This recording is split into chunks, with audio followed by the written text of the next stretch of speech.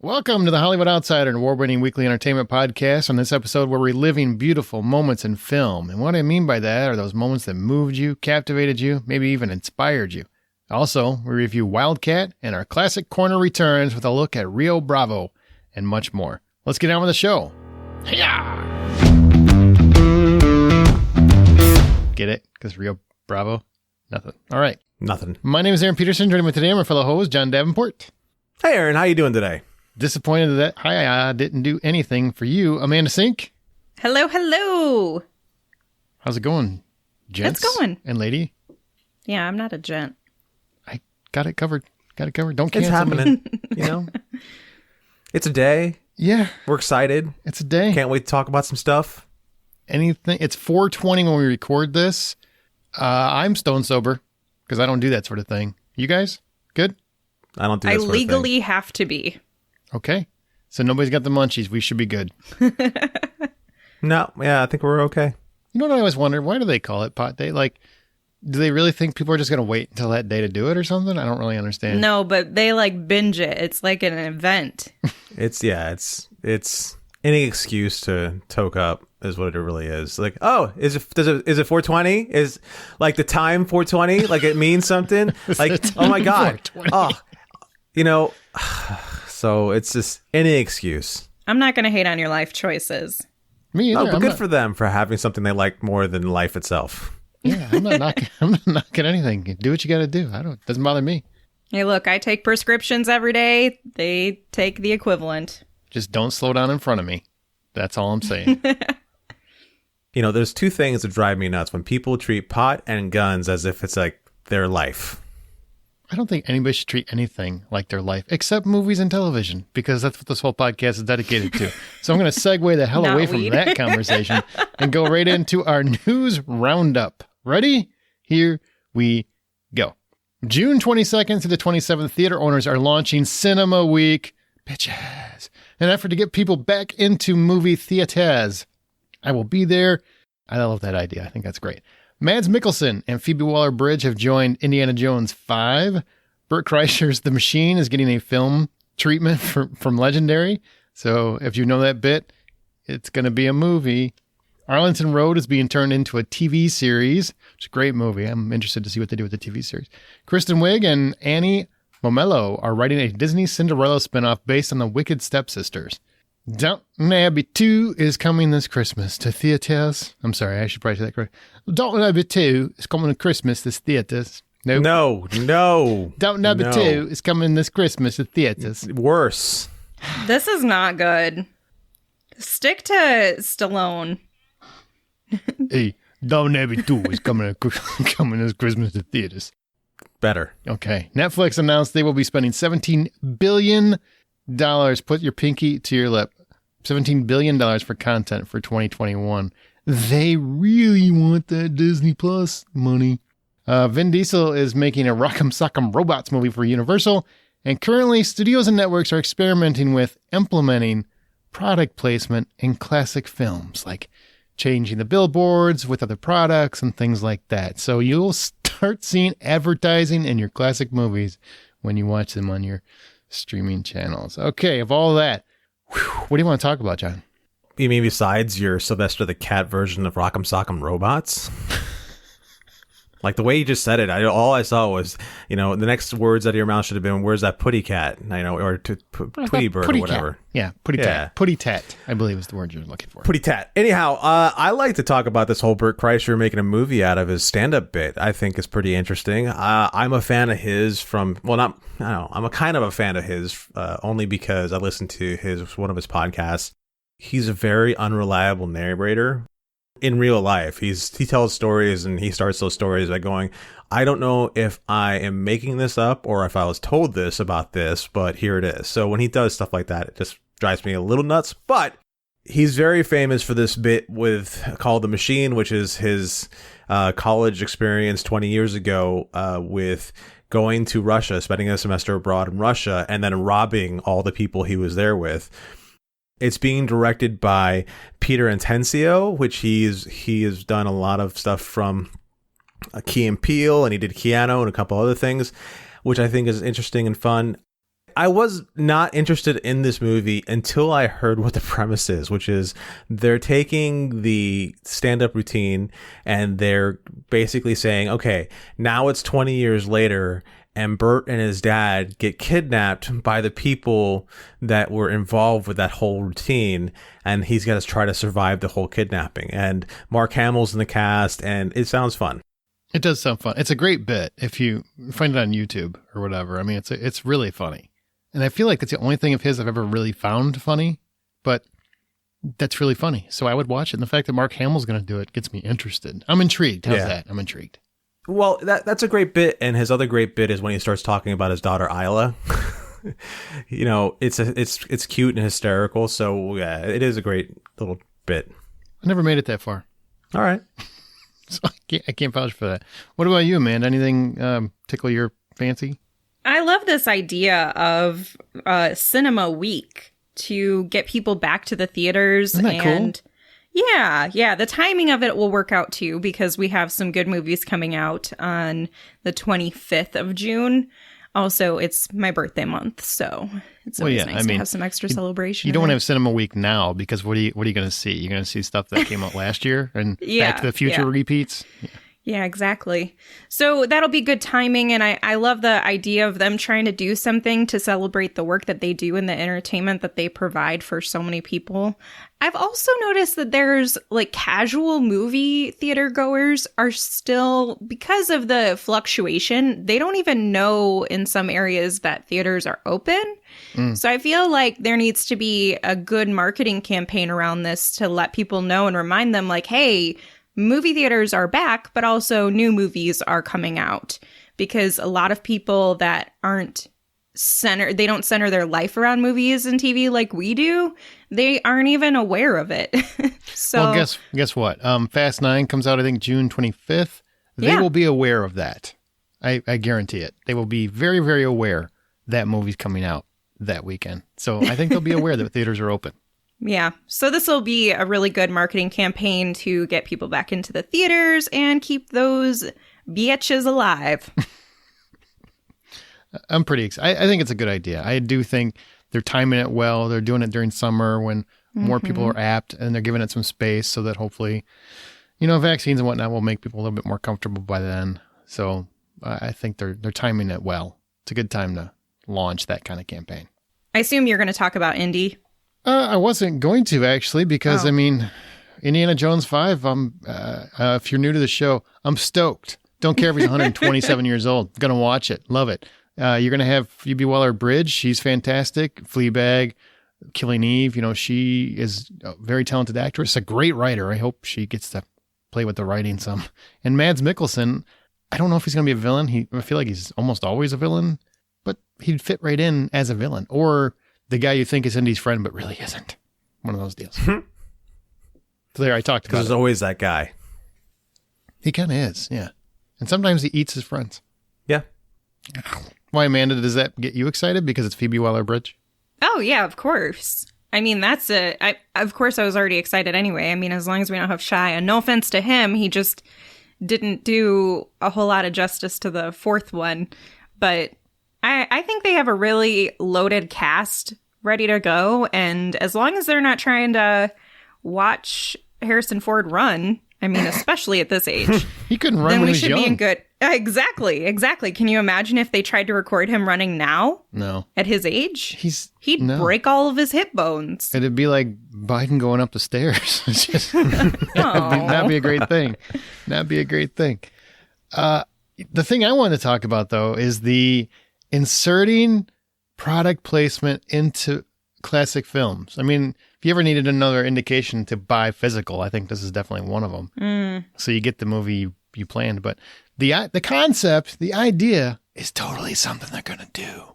It's putting, in the billboards and whatnot, where you see advertisements in movies, and probably I would assume at some point TV shows, when you see the advertisements in the back, they're looking at ways to insert product placement into those things. So if you see like a movie billboard, you'll see an upcoming movie. If you see some kind of billboard in the background, it'll have Pepsi on it or Coke or something. And even if it's like 30 years old, it'll just have like that a black and white version, or if it's 1940s. I don't know. I mean, just this idea that you're going to jam in product placement and consumerism into existing movies that are already set, wrapped, and we've watched many, many times. And part of me thinks that could be interesting because it'd be like a fun game of, that's new. And also it could just be awful. I really don't know where I land on this yet. This kind of reminds me of that scene in Ready Player One when they're talking about how the IOI is going to improve on the Oasis by filling up 75% of the player's view screen with nothing but ads. Oh, right, and they're like, right. yeah, we can fill it up 75% without causing seizures. So anything more than that will cause seizures. So it just tells you, like, of all the lengths people will go to, it's just fun, I guess. See, I'm not opposed to this. I mean, product placement in movies and television is not anything incredibly new. My only concern is going back and changing the product placement items in older movies or movies that have passed, because I think that's kind of the beauty for me whenever I'm watching a movie that I haven't watched in like 15, 20 years or something, or like looking at it and seeing the advertisement or product placement for something that maybe doesn't exist anymore, or the brand has just changed, or seeing it and it makes you laugh, or you like to see it, or you point it out or whatever. So it's not that this is new by any means. And I've kind of enjoyed it when it's not super overt, as long as it's got a level of subtlety to it. And this is kind of a brilliant way to make money. I'm not going to fault them for that. I just really want it to be something where, you know, we don't change the ones that have already been inserted. Like if we have an old Coca-Cola ad, I want it to stay the old Coca-Cola ad. I like seeing the way that it looked at that time. Yeah, I'm worried about that as well. And also, what about fake promotions? I mean, Red Apple cigarettes are a staple. Red Apple is a staple in Quentin Tarantino movies. I don't want that to change to Marlboro or something to advertise whatever the product is. To me, that would be a distraction. So I think I have to see it in action to understand how distracting is this really going to be. That's why I haven't really landed on a solidified position on this. I just find it interesting that somebody thought of this, because that's kind of brilliant. Even if you hate consumerism, it's kind of a brilliant idea. I don't necessarily love that I'm going to see it. I don't want to be watching a movie and going, oh, look, why is that obviously 2022 Pepsi ad in this 1946 noir? That would be weird. Right. You know what I mean? Like, that's where I'm worried about being distracted. That's my exact concern too. I mean, if you're talking, because they're talking about doing it new and old, the new ones I'm not opposed to. Like I said, I think that's great. I think that's innovative and also probably really cheap to do it that way, because it's something about the technology can analyze it and identify it and all of this cool stuff. But when you go back and you start changing what is solidified, what was already created and done, that rubs me the wrong way. It's the same conversation that I think we've had when a lot of the uproar has come across for some of these movies, old movies that are not PC friendly now. They're not politically correct. And so they want to like go back and just redo things instead of just putting like a message at the beginning and saying, hey, this is not, you know, okay or accurate to today's, this was an old depiction of how things used to be, whatever. We had this same conversation where we're like, stop trying to mess with stuff after it's been created. Mm-hmm. Just leave it alone. Just let it be. And that is really where I'm not changing on. I don't want that to change, especially for an advertisement. Although I did see, I can't remember the movie, but it was recently in the last couple of weeks where there was when they have the rating before the movie, it was on HBO or something like that. It's an outdated cultural content or something along those lines as part of the rating. You know, it's like nudity, violence, outdated cultural content or whatever, however they worded it. And I'm like, that's how you do that. Just make, there you go. Now you know. If you look it up, learn something. It's okay to read. It's okay to read, kids. Find a book, Google it, whatever you want to do. You can find out more about information about that setting online. Is like I said, as long as it's not a distraction, I think that's the priority. It's just when has Hollywood not been distracted? Yeah, it's the distraction is one thing, but the other thing is that unless they're going to do these with some care and love, they're possibly going in. What's that? They're going to jam it in there. Oh yeah, they're not even going to. Never mind. Oh, Anyhow, like cheesecake on prison night, man. They're just going to force it. Yeah, that it was you, not me. Anywho, with the way some of this stuff can be handled, I kind of see it as going in and rewriting somebody's art and changing somebody's art. So there's a lot of care and structure put into creating shots, and even if they're adding in something that has color to it or is a product of one way or the other, there's still a lot of thought put into how to manage that in color, lighting, and all that other jazz. And when you go back in and you start changing this stuff just because you want to, you start readjusting somebody's point of view without any sort of input, or somebody's artistic view without any sort of input from them. And it really kind of cheapens this whole art that we appreciate. Okay, great. My thought just left me. So that was where I'm going to stop that one. No, that's right. It was somebody in their Facebook group said, I don't want to see Gordon's fish sticks and Jaws. I just don't want that kind of distraction. And that's probably what it would end up being. Absolutely. Interesting, but we'll see where it goes. I mean, the world changes. But Amanda, tell people about the Oscar contest, because the deadline is coming up. I mean, the Oscars are, if you're listening to this, it's this Sunday that the Oscars are. Yeah, so we'll include a link to the Google form in the show notes, and there's also some information on our website and on our Facebook group and on Twitter. You can look for that, but the deadline is on Sunday, April 25th, 2021, the day of the show. So make sure that you get that in there. You are able to edit your choices up to that point. So if you start, you could always, I guess, come back and do it, but that seems kind of lazy. So just go ahead and put your picks out there, and then the winner, based on whoever gets the most, and also make sure you know the tagline. If you're listening to this podcast, it's Buy Popcorn. If you're listening, I trust you know the tagline, but just in case, you will be eliminated if you don't have that answer correct. So I think some people that I know listen to the show in the past have maybe jokingly chosen another one. And I feel like I should let you know, you will not be eligible to win the prize of your choice of a DVD, or not DVD, Blu-ray or digital copy of a film. That's what Amanda says. I'm not saying it's going to be like that. You're the one who gave me that rule. All giveaways got to be eligible to everybody. So I'm just letting you know. Just because she said it doesn't make it so. Everybody's welcome. Everybody's welcome. Yeah, you're welcome. Just don't get it wrong. Get that right. Also, I think you can choose a podcast episode, I think is one of the perks too, right? Proof of purchase not necessary for to be eligible to winning. Exactly. All right. Well, remember, you can always find more information at thehollywoodoutsiders.com. That's the website she was talking about.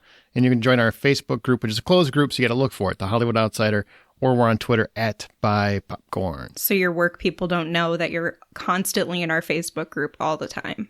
Exactly. And that way you can comment on things that are happening in film and television. Everybody doesn't know what you're saying unless you're in the group. It's nice. It is nice. We might open it up, though, if you don't join. We're going to open it up so you have to see it. That, That's what I'm saying. So join. All right. Also, Patreon. Our show is independently funded. Therefore, all the expenses come from our own pockets, and Patreon helps fans support the favorite podcast.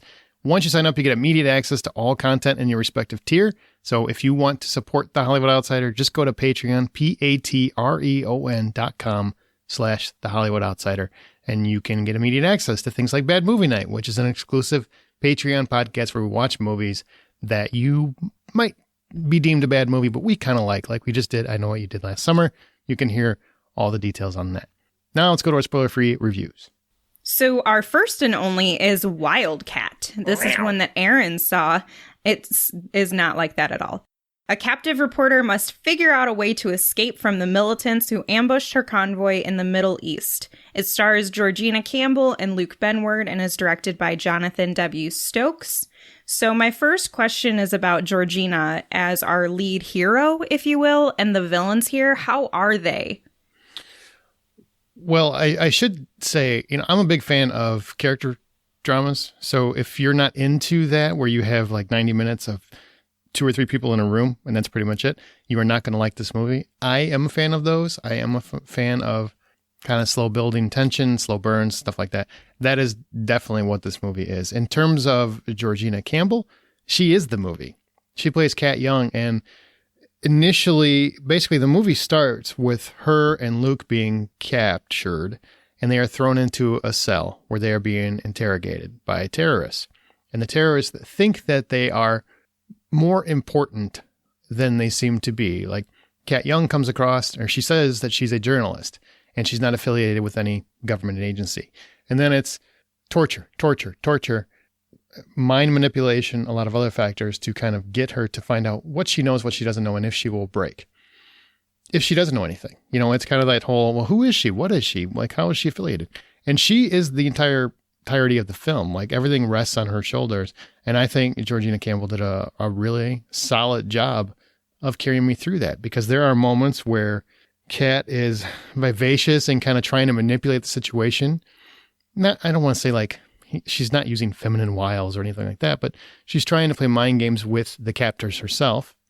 There's moments where she's absolutely horrified, where she's terrified, and there's moments where she's trying to play the long game, like how to get out of here. And I think she nails every role, every part of it, especially where she's really trying, just like pissed off and getting snarky. Like, she loses her cool a couple times and she starts getting snarky. I like that a lot. Big fan. And are our villains over the top at all? Mito Hamada plays Abu Khalid, and he's kind of the main villain. He has character. He has substance.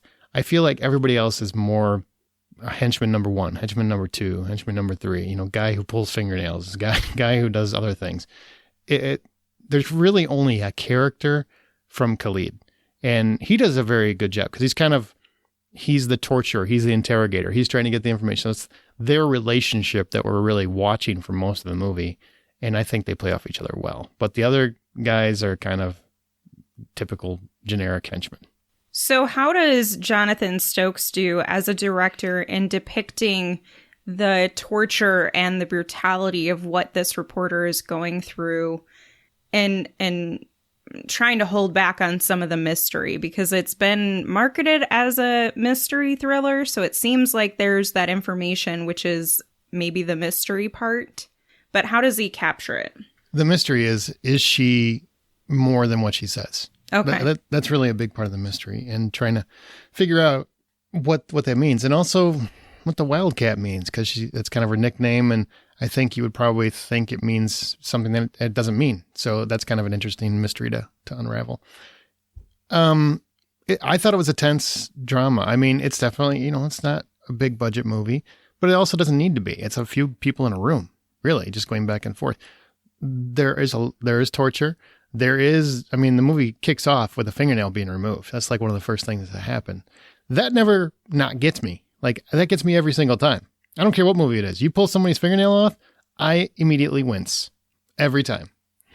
And it's, I think they did a very good job of combining that with psychological elements, with a lot of other options for torture and interrogation, and how rough that can be for everyone involved. So yeah, I thought he did a solid job. It's nothing that's going to win any awards or anything, but in terms of entertaining vehicle, this was it. And my final question, and you may have answered it a little bit already, but how does Stokes do in terms of writing a story that's centered on this reporter being held captive? Because I think so often, a lot of the times, it's so much about just them escaping. It's not really about the presented dangers for such a quote unquote simplistic job. And I'm really hoping that this movie gives some insight into the danger that exists just by trying to track a story down. I can't really say too much because I don't want to give any of the story away. See, I'm always worried about that. Yeah, no, well, don't worry. I'm not going to do it. So I will tell you that I think it's more about enduring than it is about escaping. Okay. So that's more what the story's about. It's not, if you're hoping for an escape movie, this is not it. It is more of enduring what's happening and trying to learn and investigate herself as she endures. And can she survive it? Can she make it out? Can she find a way to persevere, so to speak? Love a good badass lady star in movie. So what would you give Wildcat if the full price of admission were $10. I give it $6. I enjoyed it. Like I was thoroughly ingrained in the story until the very end. And it has a limited theatrical release on April 23rd, and it comes out for streaming on April 27th. Yes, and I do believe, don't quote me, but come back next for our Oscar recap, and I think we might have giveaways of that particular movie. So you guys might be able to enjoy it if you win one. Now let's go to our From the Outside In topic.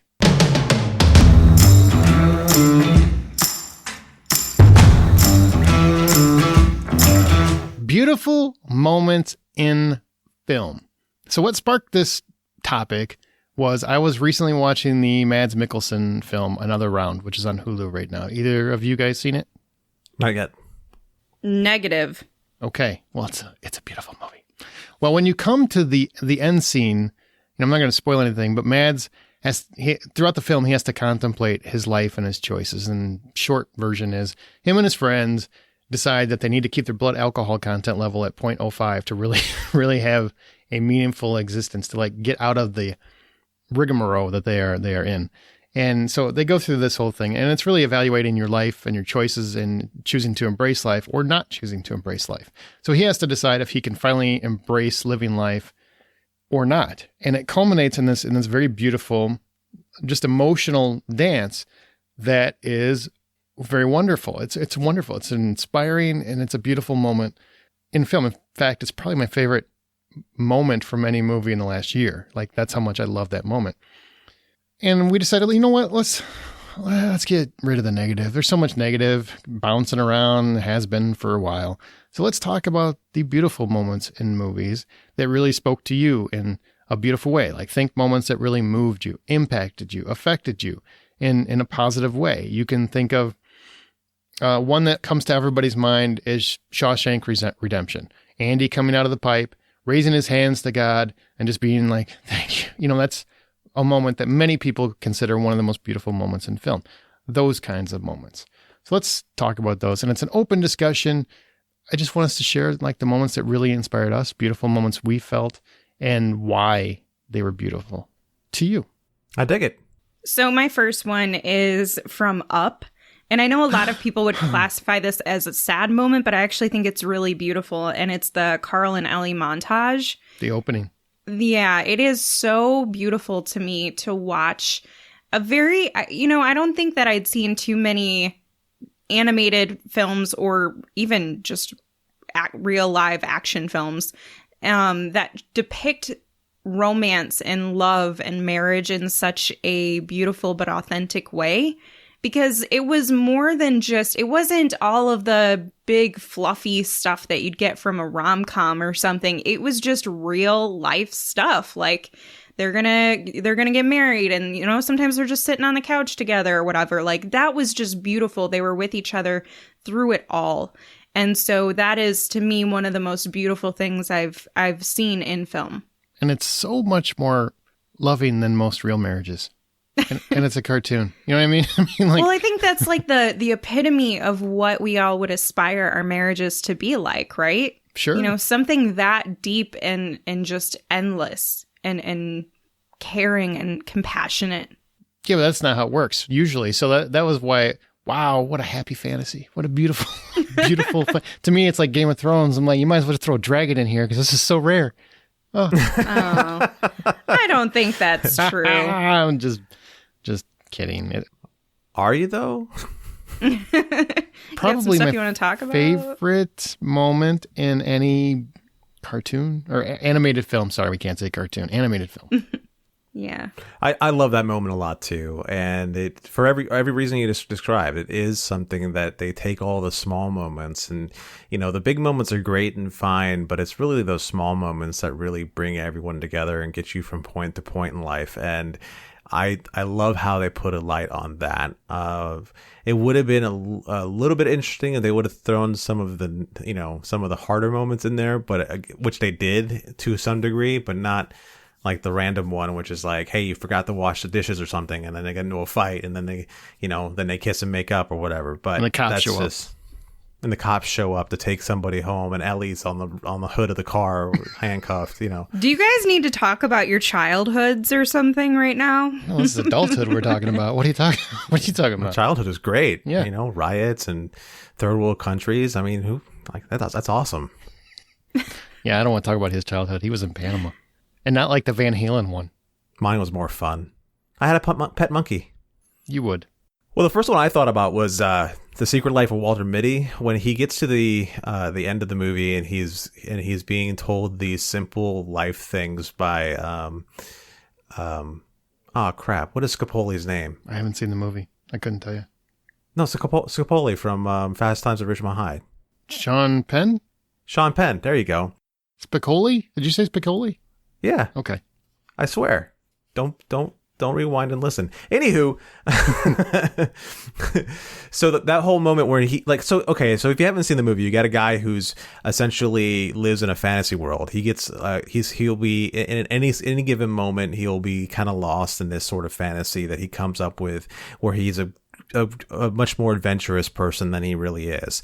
And he gets put in this position in which he suddenly has to travel the world in search of Sean Penn, who's his photographer, to get the last image for Time magazine before they close, or Life magazine before they close up the magazine. And he essentially starts living life, and he goes through all these motions, and he gets to Sean Penn, and Sean Penn's like, you've had the picture with you this entire time, and it's in his wallet, the wallet that Sean Penn sent him as a gift.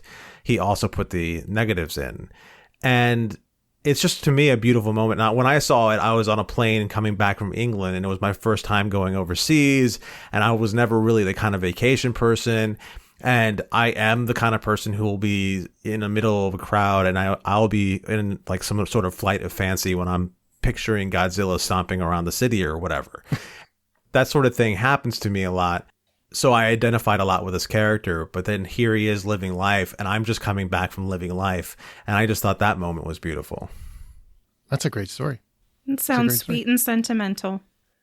I will, I'm going to tie a couple together because I am a sucker for father-son moments because, long story short, my dad was around when I was a kid. He's been great since I grew up. But as a kid, he wasn't around. So I've always got like a soft spot for father-son movies. Always have. And one of them has two moments in it that I consider beautiful. One is because of the father-son moment. The other one is because of a different moment. But I'll tell you the different one first. Nothing in Common. I think I've talked about this movie on the podcast, I'm sure, over the years. One of my favorite movies that very few people have seen is Tom Hanks and Jackie Gleason. And the first beautiful moment is he's having lunch. Tom Hanks' character is having lunch with his current girlfriend, who's played by Celia Ward, who is damn. And his friend Donna goes bike riding right by them. It's basically a montage scene. And she stops and comes over just to say hi while they're having lunch. And it's like the first time you can tell he finally realizes that he loves her and that she loves him. But it's very unspoken. It's more of looks. And it's just, I think it's a beautiful moment. And most movies would not capture that like that well. And I think it's absolutely beautiful. The other moment, which is to me the father-son moment, is at the very last scene of the movie. Tom Hanks is wheeling his dad out of the hospital. And his dad, Jackie Gleason, they've had a hard relationship. They've never really seen eye to eye. Nothing in common, hence the term. And he says to him, "You're the last person I thought would ever come through for me." And in that moment, you see Jackie Gleason's character finally admit that he needs his son, and you see his son finally realize that he loves his dad. It's like this whole movie, everything came to that scene, and it's one of the most powerful scenes in a movie. And if I talk about it too long, I will cry, so I won't. But I recommend you watch it if you've never seen it. And then I'll tie it in to make it complete with the whole daddy issue problem. On the same token, the end of Frequency, where Jim Caviezel is saved by his dad, and he says, "I'm still here, Chief." I cry every time I've ever seen that scene. I cry like a baby, like a little baby. That scene is awesome. I've seen Nothing Uncommon, and that's a great movie. But yeah, that scene where I'm still here, Chief, like that is great. And it is done in such a powerful and strong way that it really does break your heart. And then they have like the family softball game right after that, where they're all beautiful. And he's like, where'd all these memories go? And now they're all flying back to him. And damn, that's so sweet. I gotta watch. That's a really great pick. Gotta watch. Okay, back to you, Amanda. I'm gonna go get some tissues. So a beautiful one, but not in a sad way at all, just because it's fun. And I felt like watching this movie connected so many different people to the same thing. And that is the Breakfast Club library dance scene. And it's such a fun one. It's one. So it sounds like you agree. It's beautiful and magical and all fantastic. Absolutely fantastic.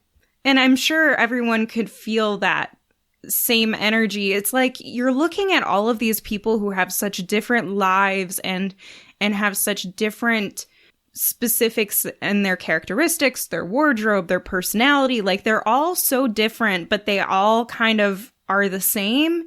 And that was such a beautiful moment. And to see them kind of just getting along and recognizing beauty in the small moments, that's just one of my favorite things. And so I loved this scene. I love the whole movie, but I loved this scene.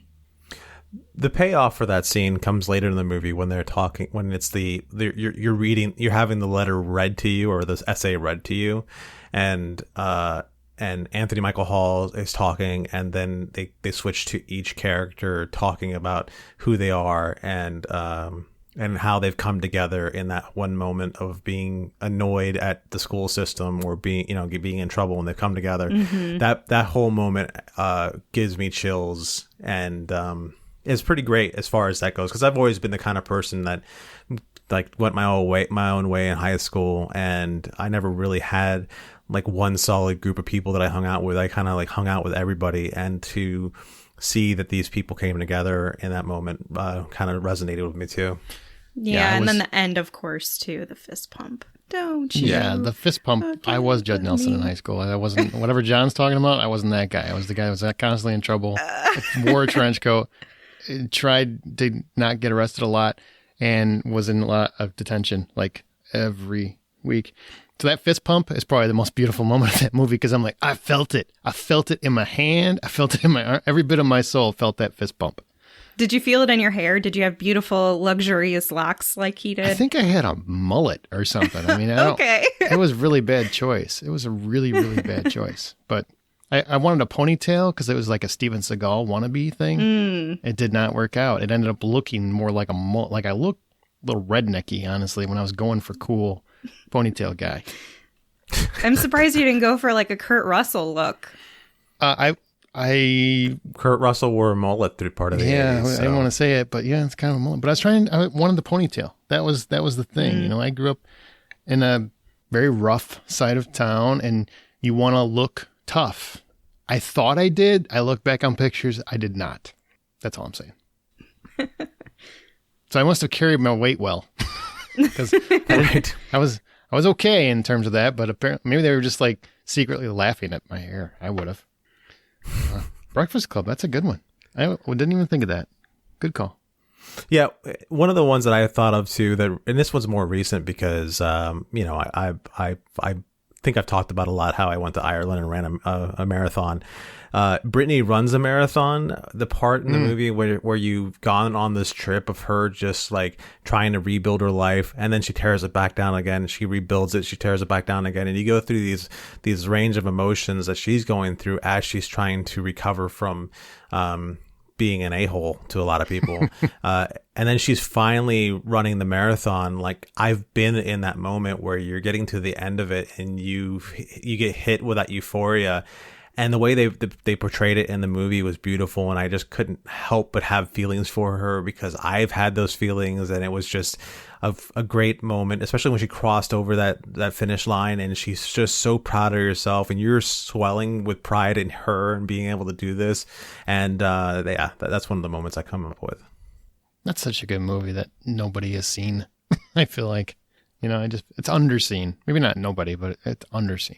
It is underseen. It is such a great movie. Well, I'll go to one I know is overseen, but I don't care. There's a reason. But E.T. at the very end. I'll be right here. I'll be right here. Oh. That I don't care what people, I think it's unpopular to love super popular movies these days for whatever reason. Because I talk about E.T. and like, oh, it's overrated. I'm like, is it though? Because I don't think so. Because that scene makes me bawl like Gertie. I'm just like, and I think it's beautiful. I think it works. It's earned. Every moment of that is just feels like real friendship and a real bond. And I don't think many movies ever nail that. No, a lot of movies miss it. Like Max and Me tried to do it and it misses it entirely. Mac and Me, not Max, Mac and Me. Well, you know what I was talking about. Yeah, isn't that the one that Paul Rudd plays a clip from every time he's on Conan or something? Yeah, it's exactly the one. Yeah, and if you get on Netflix, they do a whole Mystery Science Theater 3000 to it too, so that's pretty fun. The thing about ET that I really loved was that as a kid, I'm watching it, and I'm not quite sure if it's a horror movie or if I'm supposed to be scared or not. But as a kid, you go through this whole range of emotions where first you're kind of scared of what's going on because it builds some tension and they do that to you. And then you start laughing and joking and having these problems. And then you feel great sadness because of everything that E.T. has to go through. And in the end, he's like in a ditch someplace somehow. Poor E.T. But the whole I'll be right here scene is a great payoff to that. I'll be right here. Ouch. It's so sweet as long as you weren't terrified of the alien. I've heard so many people that have come out over the years that are like, I've never watched the movie, or I couldn't continue watching the movie, or I've never been able to go back and finish the movie because they were terrified of it watching it as a child. I didn't have that experience, but I thought it was super sweet. But I did when I saw it as a kid when it came out, but I did rewatch it last year. We went to the drive-in. It was like Jaws and E.T. And it does look like he's lathered up in KY jelly for most of the movie. And it's a little disheartening when you're looking at it as an adult and you don't have that childlike magic splendor thing going on. And you're just like, that's just a really lubed up dude that looks like, it kind of looks like a penis, and he's just covered in KY jelly. It's just a weird design, but he's an adorable, sweet little penis. Wow, I got nothing. I'll go to my next one then. It's Harry Potter when Dobby gets free. When Dobby is freed with the sock. Dobby is free. Dobby is a free elf. Aww. It was such a sweet moment because Harry Potter had been smart enough to think ahead in how to find a loophole in this for Dobby to be free because he's been tormented. And Harry knows what it's like to be tortured by the person that you're living with, and that you are essentially working like you're just at their disposal. You're nothing to them. And so he gives him this sock and he sets him free, and Dobby, he thinks it's from his master. He's like, Master's given Dobby a sock. And it's just so, so sweet and beautiful, that moment. And he starts to get all teary-eyed, and he's just, the love that he has for Harry at that moment obviously pays off at the end when he dies and for Harry. But it was very sweet. Alert. Well, if you haven't seen him by now, shame on you. Is it shame on people? Because I don't think we're allowed to watch them anymore. I'm watching them. I'm still watching them. Yeah. All right. Just making sure. I wish that's the one thing I wish they'd redo, because the special effects for Dobby were not fantastic. I still liked him. He was so cute. Creature looked better. I like the way Creature looked. But then again, he's like an angry little shithead. So, like, of course, I'd be like, oh, he's so cute. Look at him. At least he doesn't look like he's a penis. Ugly. At least doesn't look like a penis. I'm going to go for low-hanging fruit on this last one of mine, which the Notebook, the part of the Notebook where he finishes the story and she checks back in from dementia or Alzheimer's, and she's like, oh my God, the story is us. You son of a bitch. God damn. That wrecked me so hard. I'll tell you the story of when that wrecked me. So, of course, that's a hard scene and it makes you cry, with the exception of the person I was watching it with, because she seriously stopped the movie, looked at me crying, and she goes, God, you're a pussy. And then pushed play and kept going. It sounds like apparently she's a... What a horrible human being. Was she in the Nam? Was she like a prisoner of war? Because, I mean, I didn't even like the movie, but that scene is just heartbreaking. Yeah, it is heartbreaking. Thankfully, that person's not in my life anymore. I hope not. I hope she finally found the counselor she so richly deserves. Ice, baby. Wow. Yeah. So I'm gonna tie in two action movies. So because trying to get them together, so it doesn't seem like I'm just taking too much time. But two big action classics have two beautiful moments for me. Saving Private Ryan is one. Okay. The end where old Private Ryan wonders if he lived a good life.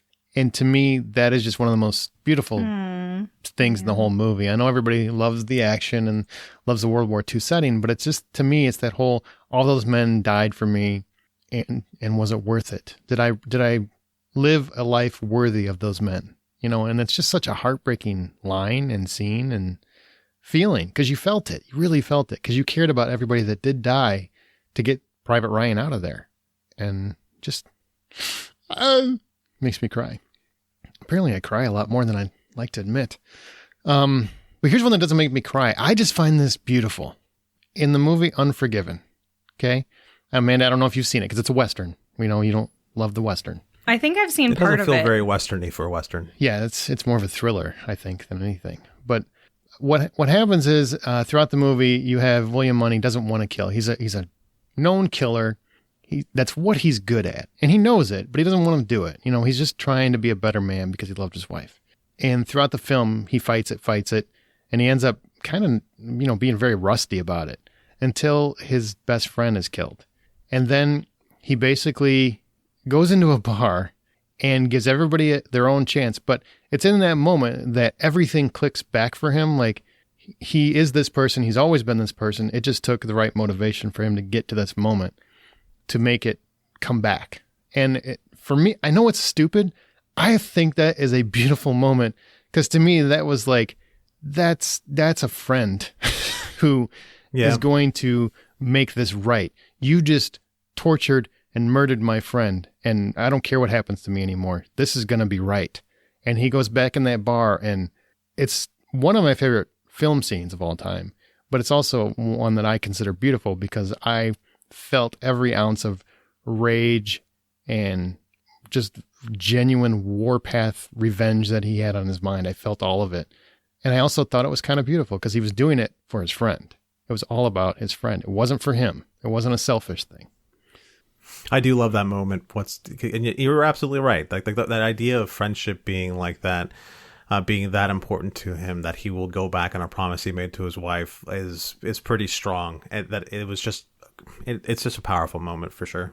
Your picks reminded me of Hacksaw Ridge, the moment at the end of the film when this man has been continuously sacrificing himself and putting himself in harm's way for a group of people that have been mocking him and his religious beliefs that he's not going to shoot a weapon. And he does all of this magnificent work, saving their lives. And when he's left up there, and they all, oh my God, I'm getting teary-eyed thinking about it. And they all climb up there and they're like, he's still up there. We have to get him out. And then they recognize that it was never weakness. It was him just sticking to his morals and that brotherhood, that of selflessness, and then them going back to save him and make sure he comes out alive was so sweet and so moving. I love that movie. I do. It's a great movie. My pick, though, my next one is actually from Big Daddy. I love, now it's hard for me to narrow down like a favorite beautiful moment in this movie. So I actually just went with my two favorite moments in the film. When he pees in the bed? That one, I do love that moment. It's so funny. And he just puts down the newspaper and he's like, all right, go back to bed now. I love the moment when he becomes Scuba Sam. So Adam Sandler puts on Scuba Sam to be Scuba Steve's like instructor or whatever, right. And says that he's like out on a mission and he had to, but you got to take a bath and everything. And then they go back in the bathtub and it's just regular Adam Sandler. And the kid's like, oh, I don't know what you're talking about, because he told him to keep it all a secret. And it was just such a sweet parenting moment. And it really showed that this character cared about this kid more than just, I'm going to take care of him. It was a father-son relationship. And it was so sweet. And then the other one is another father-son relationship moment. And it's when he's in court. So Sonny is in court, Adam Sandler's character, and he puts himself on the stand and brings his father in to question him because he's like, my father knows or believes that I'm not a good father. I wouldn't be a good father. So if I can make a believer out of him, then I can make a believer out of everybody here.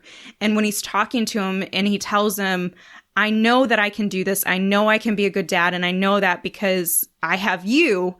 And it's just so sweet because even though his dad doesn't really like change his mind, he is bringing him back and helping him realize, because I've had such a fraught relationship, that I love you and everything that you've done for me has made me the man that I am today. And I thought that was so sweet. And Adam Sandler's character reminded me of my dad. So I always thought that like that movie always really connected with me. I just love the bedwetting scene. I think It's so great. funny. Get the kid a Happy Meal. If you've ever had a kid that wet the bed, if you're a parent, you've ever had a kid that wet the bed, all you wanted to do is throw something down there and put them back to bed because you're just exhausted. So that's why that moment works so well, because I'm like, every parent wants to do that. And we can't do it because DCFS would show up. I like the part where the teacher's reporting everything the kid did, and just that report of all the stuff that he did that was things that he did with the kid. This happened, and he just newspaper over it and kept going.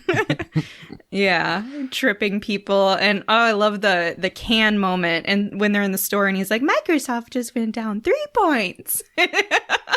So funny. It's such a good movie. I'll wrap mine up with there's 3 of them though, but I'm going to do them all at once. So 1, Avengers Endgame. No, it's not Avengers Assemble. It's the last shot. Steve and Peggy dancing. That's everything I wanted. That's all I wanted. It's a beautiful moment. That's all I wanted. I don't care how it works. I don't care about the science. I don't care about what happened in the time. I just know I wanted that moment and I got it and I was very, very happy. Next one is When Harry Met Sally. When you realize you want to spend the rest of your life with someone, you want the rest of your life to begin as soon as possible. It's just, I freaking love that end of the movie because any friend that's have a relationship, it's just like a perfect culmination of those 2 characters and their friendship and going to another level and him being too stupid to realize it until the last minute. It's a beautiful moment. I love that one. And lastly, I don't care if it's cliche, but Titanic, when Jack's holding Rose and they T-bird into the wind, that's a beautiful scene to me. I just absolutely love it. And I can't even see Kate Winslet without thinking, put your arms out. Hold me, Jack. Never let go. And then remembering she murdered him later. That's so mean. That is one of the most beautiful scenes in film ever, I think. It's so powerful. It's so romantic. It's iconic for sure. I absolutely love it. I love how many people tell me Titanic sucks. And I'm just like, oh, that's so cute. You're so cute. Trying to be one of those edgy people. It's a fantastic movie. I love it. All right. What about what listeners got? Unless you guys had anything else. I had one more. Okay. It doesn't beat Titanic for sure. Definitely does not. It's from 10 Things I Hate About You. And it's when Heath Ledger is doing his impromptu singing of Can't Take My Eyes Off You. And he is singing and dancing on the bleachers for her. And then all of a sudden the band starts coming in and helping him with his music. And it's just such a sweet moment because it's those 2 people that they each know they have feelings for the other person, but then one person isn't really showing it the right way. And so he comes out and just does something so beautiful and magnificent. And I just love Heath Ledger's performance in that movie. And it was such a sweet moment. I wish I knew how to quit you. Brokeback Mountain's got a lot of beautiful moments too. It doesn't get talked about enough, but that's one I still haven't seen. I've been meaning to watch it and I just haven't. It's actually a great movie. I think it's got Heath Ledger and your boy in it. Yeah. So how do you not watch that one? I know. It's got Jake Gyllenhaal in it. I know. It's like, how have you not seen him spit in his hand yet? Like, come on. What? Yeah. Oh. Yeah. Nothing says I love you like spitting in your hand. It's true. It's a thing. That's where you're like, okay, so straight guys wrote this. Okay. All right. So what do you got from listeners, John? All right, so Ty Knighton says, it's silly, but Will Smith punching the alien at Independence Day was just amazing to watch in a packed theater as a 13-year-old boy. I'll come up with more serious one next time. You know what? I'm okay with this one, though. Welcome to Earth. That's a great one. Josh Steima says, the scene that makes him want to never let down people. So it's a scene of where Alfred in The Dark Knight Rises is talking about how he feels terrible. He's talking to the graves of Martha and Thomas Wayne about how he let people down or whatever. But he says this scene is what makes him never want to let anyone down, and he cares to strive to be a better person. So I think that's pretty sweet. That's a good one. And then Paula Francine shares another scene from The Greatest Showman. Every time I watch that part or hear that song, I tear up every single time. That is an excellent choice.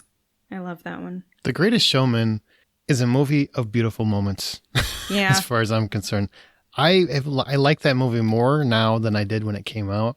And she's right. Like, as soon as that song comes on, dun, dun, dun, dun, dun, it just, instant smile from ear to ear, ear to ear. And if you haven't seen it, you're really failing at movies. Yeah, absolutely. You haven't seen it? Still haven't seen it. Wait, you picked this one, but you haven't seen it. But I just wanted to read Paula's comment. For shame. Dear God, man. Leave Dear the God. podcast and go watch it. You're failing at movies. I'm just letting you know. I know. It's fine. All right, Amanda, what do you got from listeners? We have Andreas Grillheisel. I hope I didn't say that wrong, but I probably did. I'm You so totally sorry. Lord of the Rings, you bow to no one. It is a great moment. The best ending, which is where it is ending, because I stop it every time. Andreas also has An American Tale, the moment at the end when Fievel hears his papa and they reunite. Hits me right in the feels to this day. Fievel. I've heard it one way. Sure. Yeah, that's all right. And of course, Coco, Miguel playing the song for his grandmother. Oh. Yes. Coco Yes. makes us all cry every time we watch it, and it's okay. Thanks for speaking for me. Yeah, you're welcome. You don't cry? I barely have tear ducts. I guess. Jesus, man. Ty Nelson, he had a bunch, but I'm going to name one that I think is rare and I love. Michael Keaton's final speech in Clean and Sober. If you've never seen Clean and Sober, I think it's one of the best performances Michael Keaton's ever given. It's a very unsung movie. It's an 80s movie, but fantastic performance. And it's about addiction and getting, obviously it's called Clean and Sober, but he does such a great job. And that speech is very moving, just captivating. And I highly recommend it to anyone who is open to trying something new. Stefan Smittebeck, Chaplin's speech in The Great Dictator. Wonderful choice. And very, very Stefan. And then I will say Wendy Davies, The Cider House Rules. Good night, you princes of Maine, you kings of New England. It's a beautiful moment. One thing I love about this podcast is there's so many movies that I forget to watch or I've never heard of and I want to watch because people are raving about it. And so now I'm like writing down a list of movies that like ones that I need to watch like now. I feel like this should be a recurring thing where we all watch movies that were recommended to us and come back and report on it, like blind spots for us. But I am definitely going to be watching Brittany Runs a Marathon because I forgot to watch it, never did, Brokeback Mountain, Nothing in Common, and Clean and Sober. So you have your very own Steve Rogers book? Yes. Okay. Wait, you haven't seen any of those movies? No. What the hell is wrong Again, with you? blind spots. Dude, I watch a lot of other movies, though. My God. I know, for shame. Seriously, I can't understand the level of everyone that hasn't seen Nothing in Common. I think, John, you've seen it, right? You said you saw it. I've seen it. Yeah, it used to come on HBO all the time. So I just can't understand how people haven't seen that. That's honestly, I will say that is one of, if not the, like, I don't want to say the because, then you're up against Saving Private Ryan. That's probably not fair, but it's one of Philadelphia. It's one of his best performances. Like it's right at that cusp where he was transitioning from comedy actor to dramatic actor. And that movie has like both very tightly woven in. And he has some great moments in that movie. The moment where he tells his boss to don't ever effing touch him again is just powerful. And it's like, wow, it's when the first time I realized Tom Hanks has some stank on him. He's Tom Stanks. You know, I love the Hanks. He can hold it. And not enough people have seen that. That's just too bad. All right, what's coming out? New. We have Murder, Bury, Win coming out on April 27th. When a freak accident leads to an unexpected death, the creators of a board game realize how it suspiciously looks like murder. With few options, the three friends look to the game for guidance to figure out how to get rid of the body. Percy versus Goliath on 4/30. We have that coming out. A Canadian farmer takes on a giant corporation after the GMOs interfere with his crops. It's directed by Clark Johnson and stars Christopher Walken, Roberta Maxwell, and Patty Ayler. That looks really good. Yeah. We have Tom Clancy's Without Remorse coming to Amazon Prime on that same day, April 30th. John Clark, a Navy SEAL, goes on a path to avenge his wife's murder, only to find himself inside of a larger conspiracy. Yeah, if you read the book, Things Seen. I am a Tom Clancy fan. If you read the book, it looks nothing like the book. Oh, that's not promising. It is nothing like the book. Michael B. Jordan looks like he has been working out and he is jacked, and I have no doubt it'll probably be a good enough film. It looks very generic, though. The book is great. The movie looks pretty by the numbers. So are you going to watch it? Yeah, it's Tom Clancy. I watch everything Tom Clancy. All right. I didn't know. I figured you might. And then I started hearing you review what the trailer looked like compared to the book. And then I got worried. It is not the book. It is not. I mean, unless they're hiding it all, which is, I guess, possible. But it doesn't look like the book to me at all. All right, Things Seen and Heard. This is on Netflix on April 29th. An artist relocates to the Hudson Valley and begins to suspect that her marriage has a sinister darkness, one that rivals her new home's history. This is directed by directors Shari Springer Berman, Robert Pugliese, and stars James Norton, Amanda Seyfried, and Natalia Dyer. I've heard it one way. All right. Any recent film or TV recommendations not previously discussed? We haven't talked about 10 times before. I did finally watch The New Mutants, and I will say it wasn't as bad as I thought it was going to be. I do recognize that there was a lot more potential and that it could have been better, especially when they had all that time to fix things that they should have fixed and didn't. But it was still pretty good. I was surprised. Well, I shouldn't say pretty good. It was good. Maybe in like 5 years they'll have the Marvel cut. Yeah. And they'll fix everything. Well, one thing about it's on HBO Max, right? That's on HBO Max? Yes. Yes. The one thing I like the movie fine. It's okay. It's a totally okay movie. Read my review on the site. But Charlie Heaton's accent is one of the worst accents I've heard in a movie in a long time. Yeah, it's pretty bad. And that's one of those movies that it was trying to walk that fine line between being safe and being scary, and does okay at both. Yeah. I got nothing. Mayor of Easttown on HBO. Kate Winslet is a cop looking into a murder. You've seen these kinds of stories 1,000 times on HBO. This one is kind of interesting because you get the chance to really humanize the victim. Doesn't happen very often in these shows. Usually you just see a body and then you got to hear about them. They really humanize the victim a lot. And it's Kate Winslet. It was funny as I saw HBO's commercial or trailer for Mayor of Easttown. And they said, was it Kate Winslet is a revelation? And I'm like, no, she's not. She's won an Oscar. She's won an Emmy. She's been nominated multiple times. That's not a revelation. She's just a great actress. Just accept it. She just is.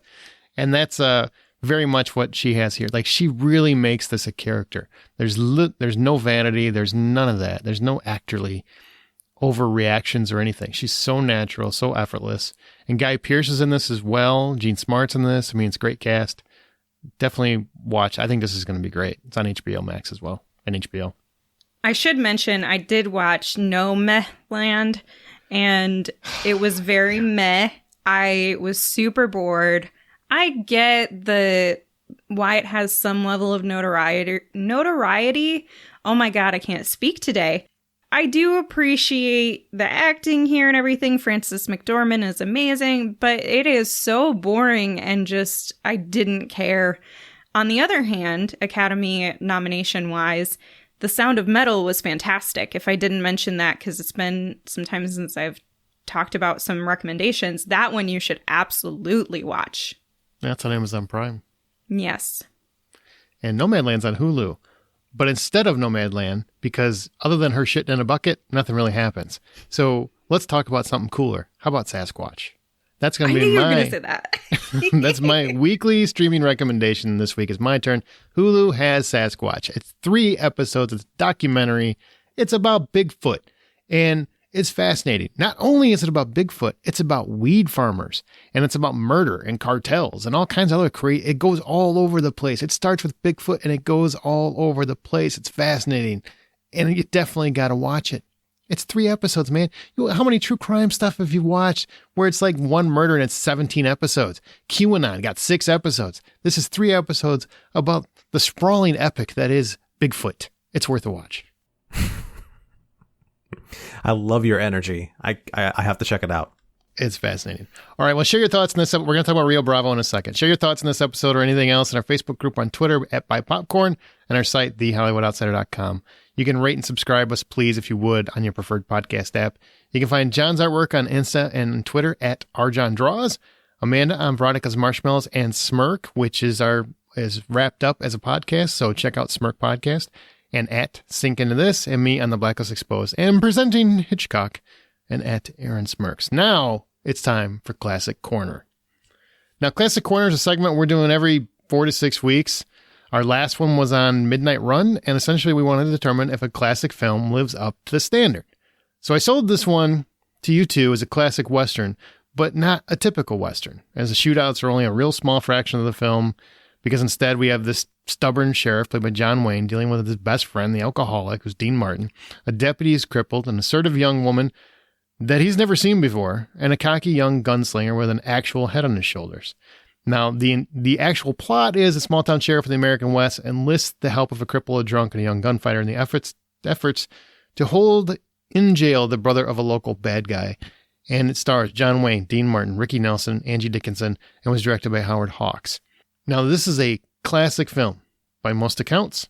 What were your initial impressions of Rio Bravo, and was this your first time? This was indeed my first time. If you may or may not know, I'm not a fan of Westerns particularly, and despite what Aaron says, this is 100% a Western, or at least what I would define as a Western. When we have a gunslinger and a saloon and cowboy hats, that's a Western to me. No. And John Wayne. Not a typical Western. It's the best John Wayne's ever been.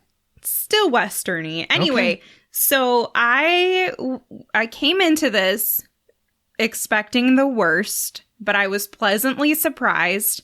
I don't think I would ever watch it again, like other than maybe to like show my kids in the future or something, because I can see where the classic piece comes into it. I felt like it was a little long, but I loved Dean Martin, and also he was the most handsome he's ever been in this movie. And he's glistening. Like he's lubed up throughout the movie. They're all so sweaty. I've never understood that about Westerns, why they're always so sweaty. It's hot! I guess so. There's no AC. Yeah, there's no air conditioning. They can't be comfortable all the time. It's hot. It's like they live in Florida or something. Anyway, so I was surprised by it, and I'll say that I know that there's 2 story components here, but I did not care about the romance. And normally I'm all about the romance. I just did not care. Really? You didn't like? I mean, Angie Dickinson is like a strong, independent. I feel like it right up your alley. I liked her. Don't get me wrong. I just didn't care about, like, I was more concerned about the Dean Martin story piece. Like, that's what I thought I felt more riveted by, rather than this will he, won't he? Because I felt like, I mean, she just kept I felt like she was just trying so hard. And he's like, maybe one of these days I'll show her I'll like her. And I'm like, okay, I'm kind of over this after like 2.5 hours. So, I mean, they had cute moments together. Don't get me wrong. I'm not slamming it. I'm just saying I had much less interest in that piece of the story than I did the other piece of the story. There's a third piece of the story you may or may not know about. Which was? That this movie was actually created as a response to a different movie by the name of High Noon. Oh, really? Yeah. So this is where it gets kind of interesting. So High Noon is I think it's a Cary Grant movie. Gary Cooper. Gary Cooper. All right. Big difference. Yeah. The debate is that movie is very much, it's a critique on McCarthyism and what was going on as far as people being blacklisted and standards in the U.S. and that sort of thing. John Wayne and this other director were so upset by the story that this movie was telling that they decided they were going to create a movie that was their idea of what America really is, and tell the story of a sheriff who tries to do it his own way and only decides that he's going to take help from people that show that they are worthy of giving him help, or they're able to like take care of themselves. And these people have higher values and standards that most people would actually show in these sorts of situations. You know, that's one thing that I was surprised by with John Wayne's character is that from the sounds of it, he probably should have been accepting some help. You know, like everybody's telling him he's stubborn as hell. Absolutely. Super stubborn. Yeah. But it's also in that it's not out of cockiness. It's not like I'm going to do this myself. It's I don't want you to get caught up in this. If you, right. Like if you have something that is that is a potential to be lost. Like if you have a wife and kids at home, I don't want you out in the middle of this, which is kind of hard to determine who's worthy of it or not. But it's at least less about selfishness and ego and pride, which I was surprised by. Yeah, it wasn't machismo. It really, really, really wasn't machismo. And in fact, what I found really great about this particular movie is how nuanced it is, I guess. I mean, in terms of like when I think of an old Western, I mean, it's all black and white. It's good guy, bad guy, good guy shooting down the back. This is very nuanced. This has a lot more to it. You know, Dean Martin's character is not a great guy. You know, he's kind of a screw up. And Ricky Nelson isn't your typical hothead. You know, he's actually, he's a great gunfighter and whatnot, but he's not stupid. You know, he's not Billy the Kid. He's not going to join up with your cause just because you want his help, you know, just to kill people. Right. You know, and the cripple is a great guy. You know, everybody makes fun of him, everybody teases him, but John Wayne knows that he can count on him and he appreciates him and he knows that he really needs to feel valued. So that's the guy with the weird, the like hillbilly accent. The cartoon character, yes. Yeah. The guy from Warner like Brothers cartoon. Absolutely.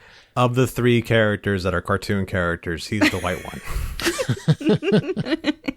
I thought he was sweet. I liked his character, and I love that when they needed his help, he was there, and he was funny. Like, he was a nice addition because, like, he's like when they have all of that, what is it, dynamite or whatever, and he's like, oh, why didn't you tell me that? Like, it was it was really cute. I liked it. I liked his character. Of the three cartoon guys, I see what you're saying. Now I'm catching on. I get it. Stumpy is I got it. Mm-hmm. I loved Angie Dickinson's character. I really thought you'd like her a lot more than it sounds like you did. She's just such a rarity in those films of that time. So she's very independent. She doesn't give a damn what anybody thinks of her. She's going to do what she wants, no matter how many times John Wayne tells her to get out of town because it's safer for her. And then he comes to rely on her, which I found charming because it's so hard for him to do. You know, he's right. Stubborn in that way. I see why it's special, and I'm not taking that away. I'm just saying, in this story, I cared less about their romance. Like, for whatever reason, there were more compelling things going on in the movie that distracted me from caring so much about them getting together and him accepting her in. You know, as far as the story is concerned, that was just one of the tools they're using to show, like, he's a man of virtue, because here she is practically throwing herself at him in her strong female way of being like, dude, I kind of like you. Let's do this. And he's still being a virtuous man by not accepting it and trying to earn it as opposed to just taking it. She was bold, and the moment when she's, I love it because she's like changing or about to change, and he's going to try to leave the room, and she's like, oh no, you can stay here. Like, especially thinking about the time period that this movie is happening in, that it was filmed in, I know that that's not the standard. And so that makes her extremely ballsy and bold to do that. And I loved that about her character. So that doesn't detract from my affection for her character. It was just, I cared so much more about Dean Martin's character. For whatever reason, I was just really drawn into his story and more about what John Wayne is going through outside of this relationship thing. Didn't you love the relationship he has with Dude, with John Wayne and Dean Martin, in terms of that's his best friend, his right hand, as a deputy, and, fastest gun he's ever known, and da-da-da-da. But he's wallowing in depression and alcoholism, and it's like a big factor. Like, his addiction is a real story point, which never happened in movies like this. It was always like, walk it off and shut up and stop it. And, stuff like there's never real conversations about your addiction, and they have them in this one. That's why, to me, it's less of a Western. There's like a couple shootouts, but maybe 10 minutes of the whole movie is actual action.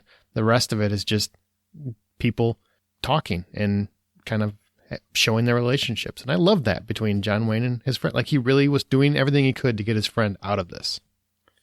That was one thing about the beginning of the story that kind of drove me nuts, because and though it pays off, at first when they open up the movie, you have pretty much a silent scene where Dean Martin walks in. He looks like he's been sleeping behind a barn or in the barn, underneath a horse, been crapped on, and he walks into this saloon, and he's just looking around like with his mouth watering of all the alcohol, and the villain throws a coin into the spittoon, and Dean Martin goes to fetch it out, and that's when John Wayne triumphantly comes in and kicks the thing out of the way so he doesn't go digging into the spittoon to get this coin out. I never, that whole scene was just weird until they started explaining the story later, and it's one of the things I started to appreciate was they didn't set up that relationship beforehand so it made sense when everything unfolded the way it did. They actually just trusted that you were going to stick with the movie and listen to how this relationship works so that scene makes sense later on. And to your point, Aaron, when you're talking about the depression and that piece of the storyline, I really appreciated that they actually took a moment when people are judging him. He sticks up for his friend, and he's like, he wasn't always like this. Like, this just happened within the last couple of years. It's a woman did it to him. Yeah, of course. They're recognizing and they're pointing out that there's times where bad things happen in people's lives, and they go through a very problematic experience in time in their life, and his happened to be depression and addiction is how he was coping with it. But he never gave up on him, but he also didn't seem to make excuses for him, which, that I'll say for his character overall, he was very admirable, sometimes questionable in terms of like you probably should have accepted some help at some point. You're very, very stubborn and you don't really express your emotions, but he at least is accepting of other people's and understands them. So, yeah, he's horribly stubborn, but I also, I get it. The thing and this is on HBO Max. If you haven't seen it yet, we mentioned it last week, but I forgot to mention it at the top, I don't think. So you can watch Rio Bravo on HBO Max, and it's probably on a ton of other options that you can find. But I watched this movie with my grandpa when I was a kid, and I couldn't remember for the life of me anything that happened in it. And I just remember my grandpa loved John Wayne. And rewatching it, I get why, because my grandpa was a lot like John Wayne. And I think a lot of people of that time were probably very similar to John Wayne, and just how they carried themselves, and the stubbornness, and the, being prideful, being respectful, but also just having a hard time asking for help. It was always so difficult for people of that era to just ask for help. You never could admit weakness. That was a big problem. And I think this movie really, really, really speaks to that. And it was so uncommon with most Westerns. And I love the genre. That's why it's so rare to me. That's why I don't consider it like a normal Western, because most Westerns, it's all manliness. It's all macho. Everybody's a freaking cowboy. Everybody kicks ass. Nobody's really weak. Here, every character has weakness. Every single one. And that's what's fascinating to me about this one in terms of a Western. John Wayne has a lot of weakness. And I haven't seen a ton of I haven't seen all of his movies, but I've seen several. That's not a common trait for John Wayne. He's usually the toughest guy in the room, and he's not here. He gets his ass kicked. He gets humiliated, once or twice. He desperately needs help, but he's too stubborn to ask for it. And he's going to get killed if he doesn't learn to take help from people. And it's just, and everybody involved, Stumpy has a weakness, Angie Dickinson's character has a weakness. Colorado, I don't think has a weakness. He's just kind of awesome, but he's also young. So that's what happens. I think that is his weakness, is that he's young. Fair enough. There you go. So, to me, it's kind of like an anti-Western in many ways, because it's not about machismo. It's about overcoming your own personal weaknesses to be stronger as a group. Well, there you go. A beautiful moment in itself. So what really stayed with you, or did you feel like just overall didn't work either way? Overall, I felt that it worked, but as far as like staying with me, the thing that I think about the most when I reflect on this is really just like Dean Martin's fight and how he struggles with what he's dealing with. And it's a role in which I hadn't seen him in before, or that kind of role. Usually he gets to be the smooth, very clean, crisp, lounge singer type, or, and a lot of my experience with Dean Martin has to be with a couple of, I can't help but chuckle, but the movies he do, God damn it, I can't remember his partner's name for a long time. Sammy Davis Jr.? No, the other one. Frank Sinatra. No, the other one. The comedian. Hey, lady! Jerry Lewis. Lewis and Martin. There you go. Like a lot of my experience with Dean Martin is through Jerry Lewis movies, where he is the straight guy and he's the clean and crisp and awesome. And then this is something where he's completely different. Thanks for getting me there to the Jerry Lewis. Hey, anything I can do. I'm fascinated that Dean Martin, I didn't really like him in anything. So this is probably the only movie I ever like, hey, Dean Martin can act. Who knew? And wasn't a bad looking guy. At least I get why he was such a gigolo. This is where he looked the most handsome. Like, I don't think any other time I get why people always, he has charm. He definitely has charm and charisma. But for whatever reason, I was like, dang, Dean Martin's kind of cute in this movie. Because he's so glistening. His vulnerability. And glistening. And he had like a vibe to him that was so different, especially for this time period where he was like, he reminded me of what's his face from Lethal Weapon, just like a mess of a badass. Oh, Clayne Crawford. Yeah. And his relationship with Chance reminded me of a combination, and this could just be because of a recent viewing of Justified, in terms of you having a superior who has a good relationship or a friendship with someone who doesn't always make the right decisions, often makes poor decisions, but they're not going to stop supporting or caring about them anyhow. Like, they're going to continue to be there. And I feel like that's a trope that's used in both Justified and Lethal Weapon. And it started to remind me of that, which I'm sure they probably pulled from in other examples too. But I thought that was a really sweet. I like to see the vulnerability between men, because I don't feel like it's used often enough. Definitely wasn't in this era. That's for sure. Yeah. So, final question for Classic Corner. Does this live up to the term classic film for you now that you've seen it? Absolutely. I would say this is a classic film. Yeah, I would say it wouldn't be a classic if, Westworld is obviously pulling their scenery, their space from this movie and others like it. So it's definitely a classic. Oh, because the set design totally rips off Rio Bravo in certain spots, or homages? Yes, like exactly. Like, I was literally watching it and I'm like, is this Westworld? Yeah, like, the saloon, this is right? Super weird. The saloon, outside the saloon, and the walking parts, like, it's weird how similar it is. It's creepy. Yeah. They were like, what famous movie can we steal from Westworld? No. Let's go Rio Bravo. All right, done. Let's do it. Let's go deeper. Let's go deeper. Let's go to the Wayne. Let's go to the Duke. The Duke. The Dude. The Duke. I think that's funny. Anyway, classic film. Yes, 100%. And I probably wouldn't have said that before I rewatched it, to be perfectly honest. I saw it as a kid, didn't barely remember it, so I'm like, I've never been a huge John Wayne fan, but I think this might have made me understand the love for him a little bit more because he was much more than just machismo. Yeah.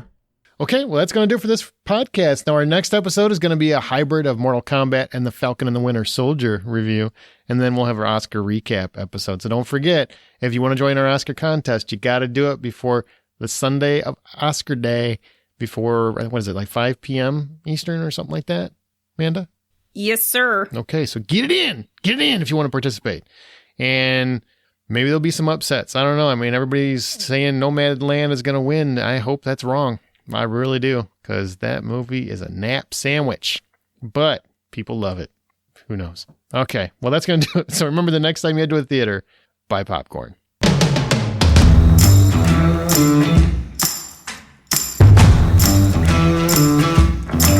You know how many people are going to say we don't like, we obviously don't appreciate art because we didn't like Nomadland? But it's true. You're right. It's true. Absolutely. Thanks, John. Thanks for filling that in.